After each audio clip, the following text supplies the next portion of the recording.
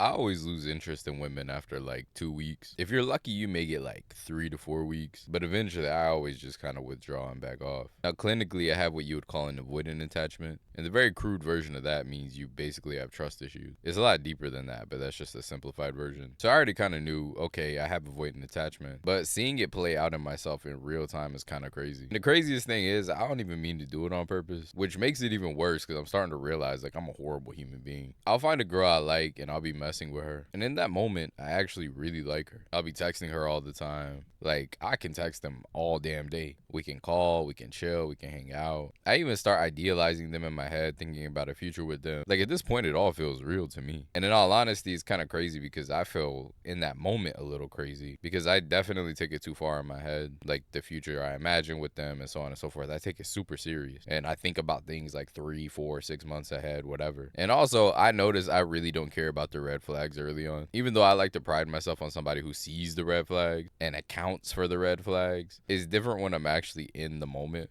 Like, I'll meet a girl who's like messed up bad. I'm talking insane levels of baggage. And I'll be like, yeah, but she really cool. So I'll start entertaining this woman knowing in my head I shouldn't. And then, like I said, usually they're pretty chill women. So I'll be like, oh, she's cool. I could see a relationship with this woman. I start idealizing them in my head. And like I said, I'll be texting them all the time. Then all of a sudden, about, I don't know, 2 weeks in, that's when I start wanting my independence back. And I'll start kind of rationalizing more in my head. Because I feel like at that 2 week mark, that's when I've kind of got to know everything about you. Especially if you're talking all the time. So it's like, I know how you are. I know your personality. I know your flaws. We've talked about all your favorite things, so on and so forth. So at this point, I kind of start to get bored. I just wake up and I'm like, well, what is there to talk about today? Because the main issue with these types of relationships, since they're so early on, they're not necessarily foundational to your life, which means that they can't really survive the boring stage. Because, like, for example, whenever you're in a long-term relationship, even if you had a really mundane, boring day, you still talk about it. You'll be like, yeah, the boss was annoying, this dude at work, this thing here. I was driving and I saw this car, he cut me off. Like, when you have an attachment with somebody, you can talk about anything with them. That even works with friends. I remember me and my best friend when we were younger, we could talk about anything for like 10 hours straight. Every day we would come home and just BS for hours upon hours about how our days were. And nowadays, I couldn't even talk to you for 30 minutes about how my day is. But the point is having that level of attachment helps that. Having things that you share in common also help that. Like, for example, I had this situationship with this girl that I met at my job. And with her, I was able to get past that 2 week stage because, for one, I saw her every day. And for two, we talked about work every day after work. Like, we gossiped about work, people, problems, etc. And even though it's super boring or mundane, it really helped keep the relationship alive and have something to talk about. Like, we had our own world within this place that we shared together. So once you start hitting that 2 week phase, things just start to get kind of boring. And if the connection can't really carry itself or the chemistry starts lacking, then usually at this point is when I kind of start to check out and I start pulling back a lot of my energy. And again, it's not malicious or mean.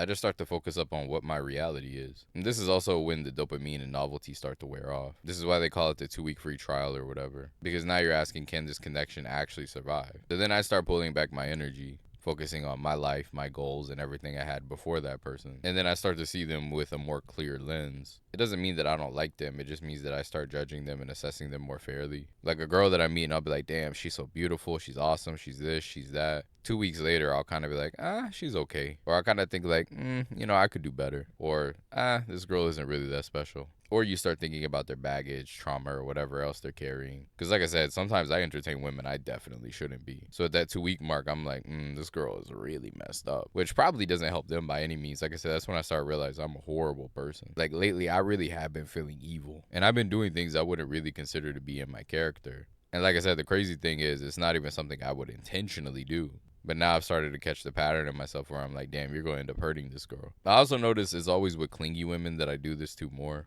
because they have what's called an anxious attachment. So they attach really quickly. They text you 24/7. They basically accelerate closeness as quickly as possible. And because they want to be super codependent, they really rush things, which all that in the moment is kind of fine, right? But after like 2 weeks, you start to feel consumed because it's no longer just fun, cute, energizing, or like I said, dopamine. Now this person is starting to consume a lot of energy from your life. And like I said, for me, I know I don't have that type of energy to give to somebody. So I also don't know why I do that in every single talking stage or within that first 1 to 2 weeks. Because I know realistically, a month from that point, I'm not going to be able to give that type of energy because I'm way too focused on my life and my goals to give that type of energy to somebody. The thing with anxiously attached women, like I said, because they kind of put everything on the table. And usually they're super obsessed with you, or at least in my case, they are.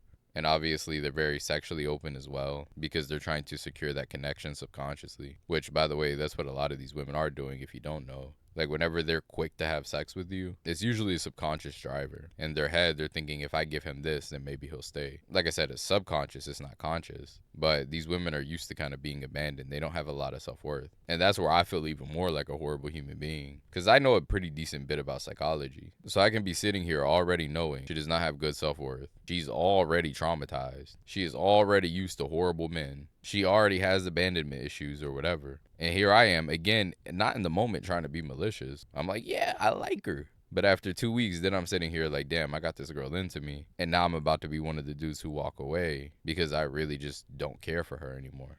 And like I said, I started to notice this become a problem because I developed this. Now it's starting to become a habit with certain types of women. And honestly, one thing I noticed with these women, it's almost like a pretend relationship. For those 2 weeks, it feels like we've been in a relationship for years. Like, you skip a lot of the initial comfort stages. Like, for example, in 2 or 3 days, I'll be texting this girl. I'll be texting them good morning, good night, like all those things. And when I'm texting with them, I'm like, this reminds me of my ex, which I was with her for 9 years. So I'm like, this pattern reminds me a lot of my ex, or, just having that comfort level, talking, etc. But then there's no foundation for that because, again, we just started talking. So after 2 weeks, it just feels like you're obligated to somebody you don't know that well, which, like, yeah, they probably trauma dumped on you and you know everything about their lives and you probably reciprocated some things, but it feels like you just rushed to being a year into the relationship in 2 weeks. It doesn't really have a foundational piece there. So now you have this relationship that has a ridiculous amount of obligation, but unlike a long-term relationship, you don't really know this person.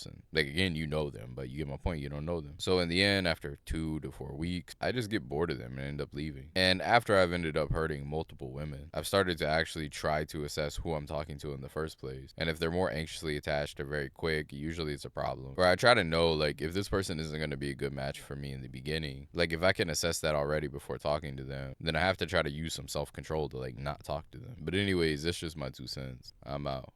Peace.